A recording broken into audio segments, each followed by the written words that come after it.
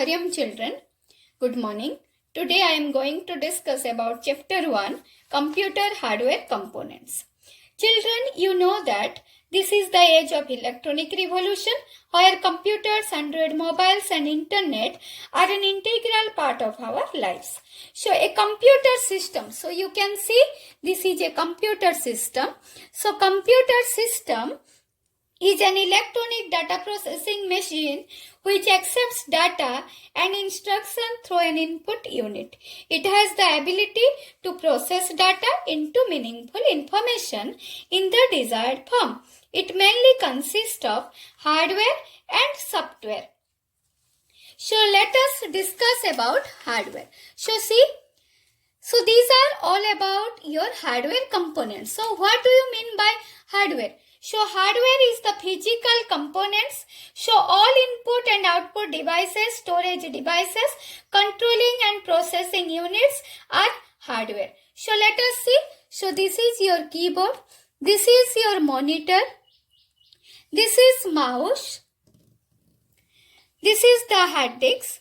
These are pen drives. This is your RAM. This is a DVD. This is your CDs. This is an external hard disk. This is your motherboard. This is a SMPS. This is your cable. And this is your headphone. So all these devices are peripheral devices. Now we will see what is software. So see, the icons present on the computer system. The icons present on the computer system are known as software. So see, there are various icons present on the computer, means computer screen or desktop. So this software refers to the set of computer programs, procedures and associated documents that describe how programs are to be used. Software is the set of instructions that tells how hardware, what to do and how to perform the required action. If hardware is the heart of the computer, then software is the soul. Thus, hardware and software are complementary to each other. Now, we will see, children. Now, out of these so many devices, some are your external hardware parts and some are your internal hardware devices. Now we will discuss about types of software. Now, see, software is divided into two categories. One is your system software and another is your application software. So, what do you mean by system software? System software is the software. It is also known as system package. So it is a set of one program or more program designed to control the operation of a computer system. All operating systems like C, DOS, Windows, Unix, Linux are known as system software. Application software. Application software is a set of one or more programs designed to carry out specific tasks such as creating document, presentation, etc. MS Word, PowerPoint, MS Paint are known as application software. Let us discuss about the central processing unit, CPU. So, it is the main components of the computer system that is integrated with a microprocessor and memory unit. So, this microprocessor consists of arithmetic and logic unit and this is your control unit which regulates the function of various devices in a computer system. The motherboard. This is the motherboard. So, this motherboard is the integral part of the CPU which contains microprocessor and the memory unit. The CPU consists of three main parts. One is your ALU, arithmetic and logic unit, memory unit, MU and control unit, CU, which regulates the working of the entire system. First, we will discuss about ALU. The computer performs all the mathematical and logical operation through this unit. Next one, we will discuss about control unit. Control unit controls all and every part of the computer system along with the peripheral devices. It receives data through input and instructions from the memory and sends the commands to various parts of the computer system. So it can receive the data through secondary storage devices or through input unit and performs the operation and sends the output. Next one is here, we will discuss about memory unit. So this memory unit, it is the data and instructions which are stored in computer system through input units are stored in memory unit. The memory unit provides space for storing data and instruction. So we will discuss about computer memory now. Now computer memory. As you know, memory is the basic unit of the computer system.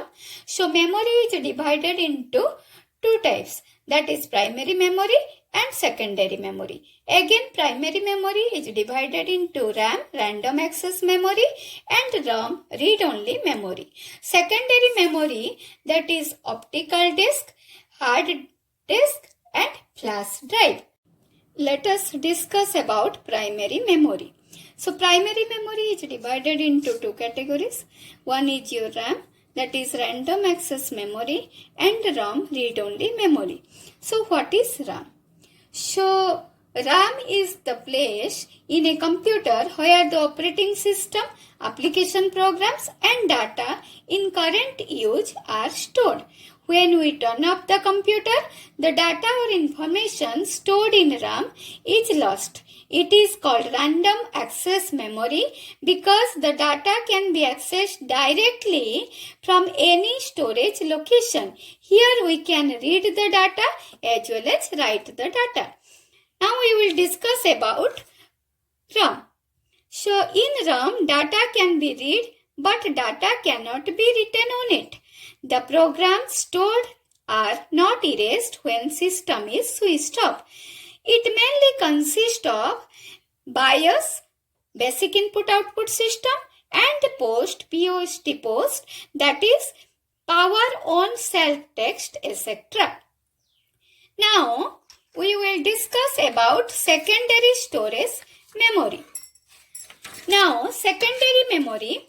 So, secondary memory is the secondary storage device units which we are used for our computer system. So secondary memory are the units where data and information can be stored for future use. The secondary storage has higher storage capacity as compared to your main memory. The different types of secondary storage devices are hard disk, optical disk and pen drive. Now see children, this is the hard disk. This is the compact disk and this one is your pen drive. So these are used as a secondary storage devices. Now we will discuss about disk drive. So disk drive is a peripheral device used for the storage and retrieval of information on a computer. Now we will discuss about compact disk. So see, compact disk, it is an optical disk and it is used to store data. It is used for electronic recording, storing and playing back of audios, videos, text and other information in a digital form. A CD-ROM has the capacity to hold 700 MB of data. MB stands for megabyte. Now, we will discuss about DVD. So see, it is a DVD. A DVD is superior to a CD-ROM in terms of storage capacity. A DVD can store up to 4.7 GB of data. GB stands for gigabyte. See children, we will discuss about SMPS. The full form is Switched Mode Power Supply. So it is a power supply box that provides regulated power to the computer system. It allows stabilized voltage to the output for the small working of the components on the motherboard.